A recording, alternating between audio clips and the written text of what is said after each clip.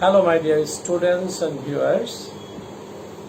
This is Puranjay Biswas, Professor and Chairman, Department of English, Dhaka College, affiliated with the University of Dhaka. I welcome you to my today's lecture on Sir Philip Sidney's critical literary criticism, An Apology for Poetry. An Apology for Poetry is regarded as the first English literary critic written by Sir Philip Sidney, an outstanding literary figure of the 16th century. In my previous class, I told you that Sir Philip Sidney wrote An Apology for Poetry in reply to Stephen Gosson's book, The School of Abuse, in which Stephen Gosson makes bitter criticism against poetry and drama. And he raises some charges against poetry. Firstly, the first charge against poetry is that poetry is the mother of lies. Secondly,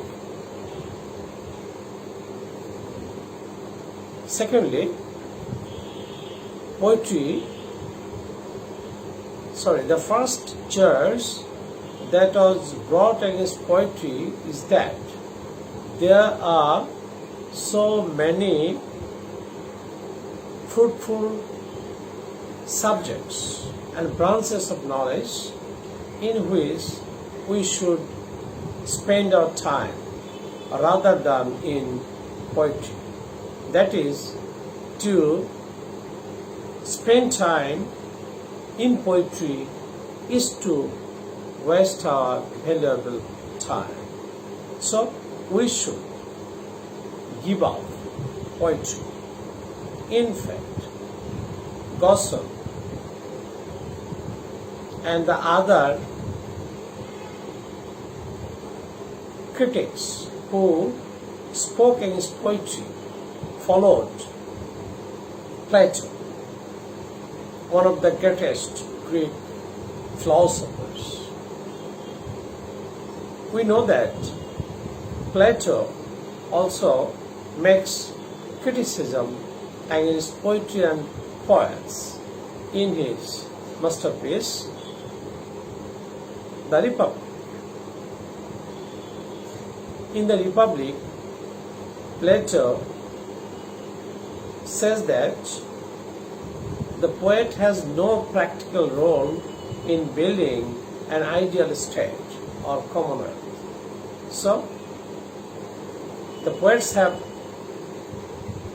no function in the commonwealth. So let them go. Gosson and his followers followed Plato, and thus they commented to spend time for poetry is to waste our time. And another charge is that poetry is the mother of lies and the poets are liars. Another charge against poetry is that poetry is the nurse of abuses. That is, poetry has some bad influence on the readers. It corrupts our wit, our mind and character. And the last charge is that Plato, our great master, our great philosopher, has banished the poets from his covenant. So let us also give up poetry and poets. However, Sir Philip Sidney refutes all the churches, and like an advocate, he shows argument in favor of poetry and against the bitter criticism and the charges made by Stephen Gusson and other followers. While Sidney was refuting all the churches, he establishes the superiority of poetry to other branches of knowledge and learning. He says that poetry is the most antique and fatherly art. Poetry is the first light giver. And other branches of knowledge and learning, even philosophy, history, science, have to take passport from poetry. My dear students and viewers, an apology for poetry is written with the spirit of Aristotle. In fact, Sir Philip Sidney is the brainchild of Aristotle in respect of poetry.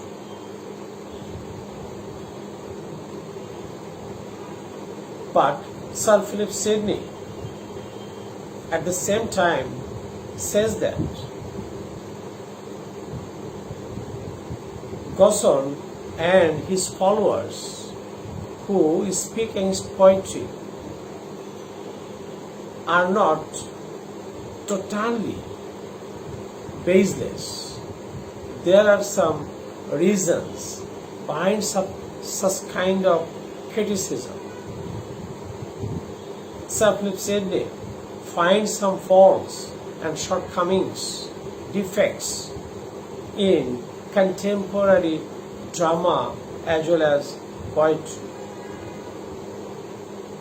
And what are the defects or limitations that Sir Sidney finds in English contemporary drama?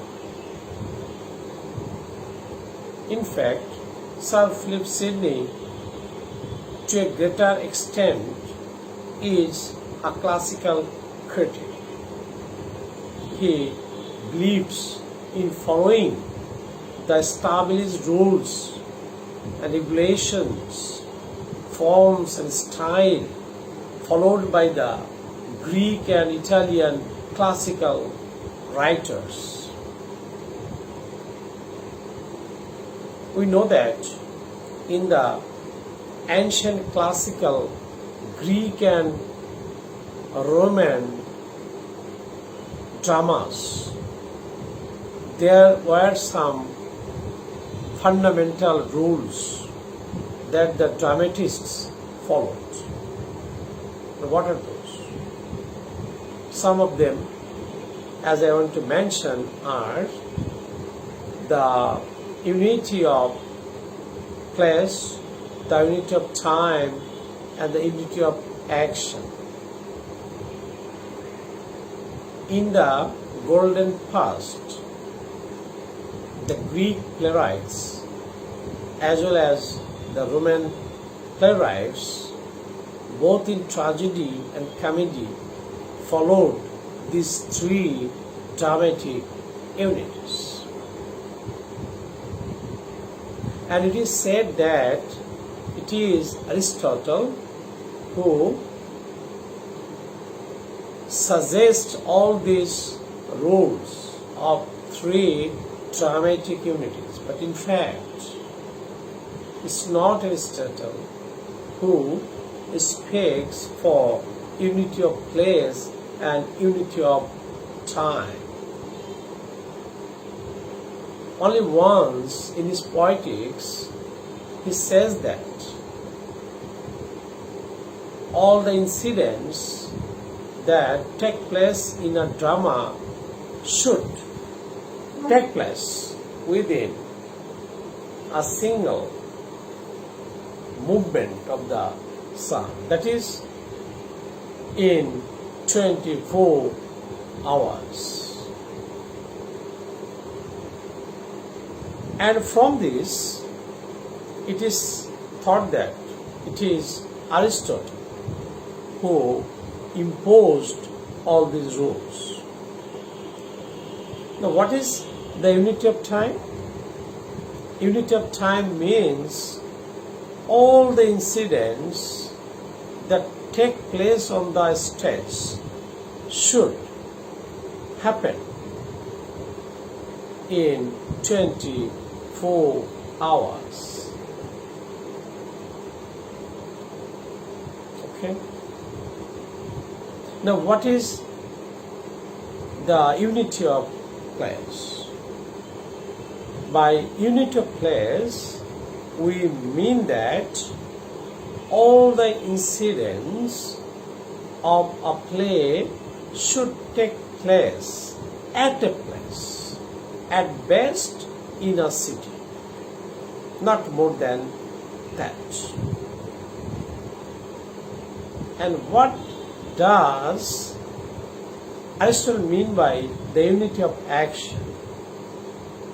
By unity of action, Aristotle means that all the incidents of a play should be interrelated, interconnected,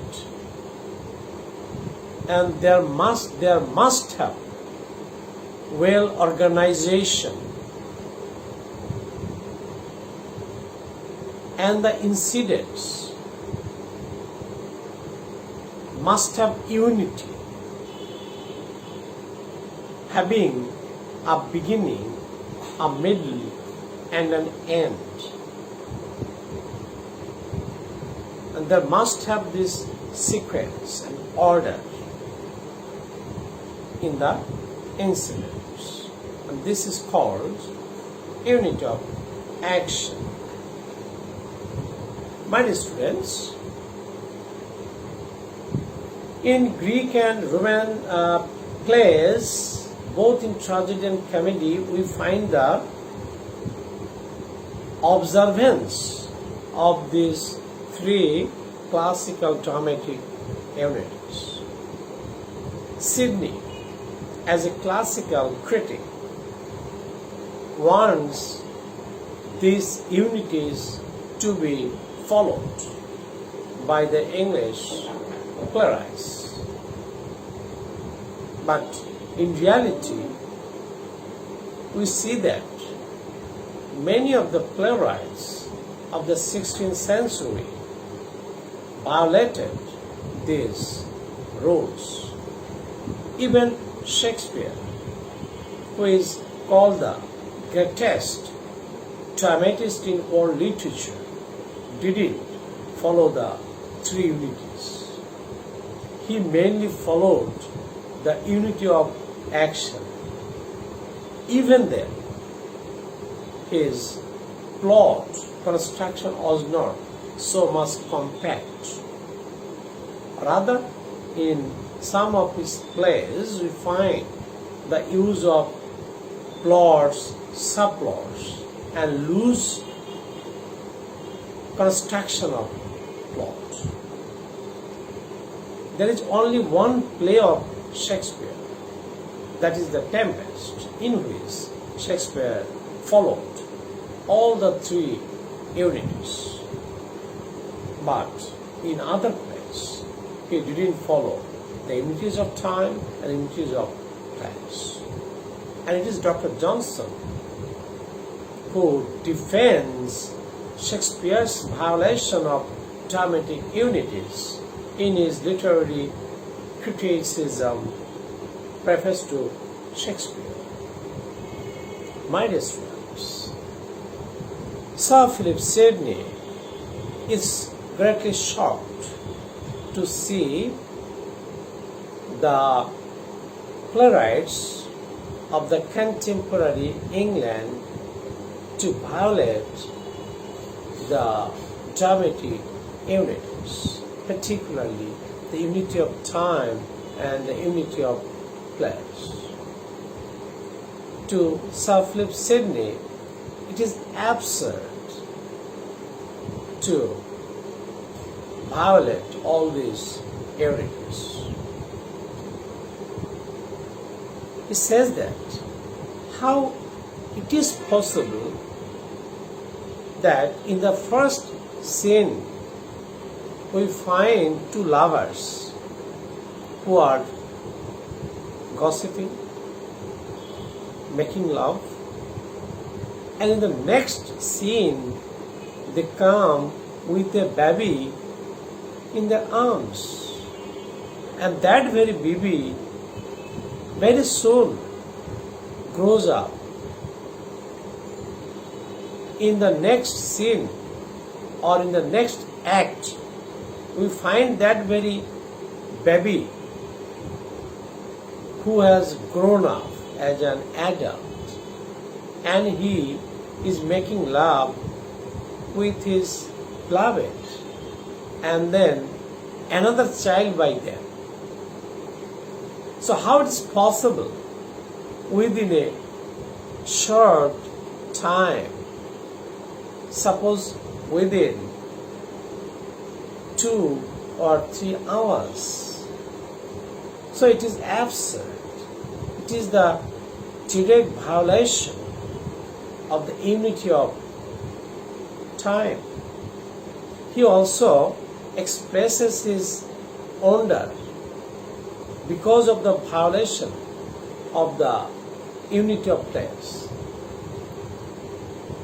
In the first scene, we find the sea beast or the sea. But in the very next scene, we find the characters on the mountain. And the next scene in the forest. So one action takes place in one country, another in the another country. So how is it possible? The incidents should take place at a place, at best in a town. But the playwrights of the Elizabethan age very frequently violated both the unities of time and place. Sir Philip Sidney has mentioned Garbada, which is called the first English tragedy. He has found many good aspects in Garbada, but he is sorry to say that he also finds violation of the dramatic unities in Garbada. Thus, he has made criticism of the contemporary dramas. Not only that, he finds another defect in contemporary English drama regarding the mixture, blending of both tragic and comic elements in a play. But as you know, according to Aristotle, a comedy should be purely a comedy without any blending of tragic elements. In the same way, a tragedy should be purely a tragedy without any blending upcoming elements. Sir Prof. Sidney, following his master Aristotle, believes that the playwrights should maintain this purity of comedy and that of tragedy. But the Elizabethan dramatists amalgamated both tragic and comic elements in a play. He is surprised and shocked to see both the kings and clowns at the same time. The clowns or the fools are behaving like kings, and kings are as humorous and funny as the fools or the jesters. To Sidney, it is absurd. It is not acceptable, such kind of blending. Thus, Sir Philip Sidney cannot but make criticism of contemporary English playwrights and English drama. My dear students, in my next class, I want to discuss Sidney's criticism about contemporary English poetry. My dear students, I have mentioned in some of my classes that Aristotle and Plato have their different concepts regarding poetry. Sir Prof. Sidney establishes the superiority and the greatness of poetry. Poetry both teaches and delights us. So, poetry is the first of all knowledge, best of all learnings, and it is the most antique and fatherly art. So, let us sing of poetry. Thank you all. All the best. See you next.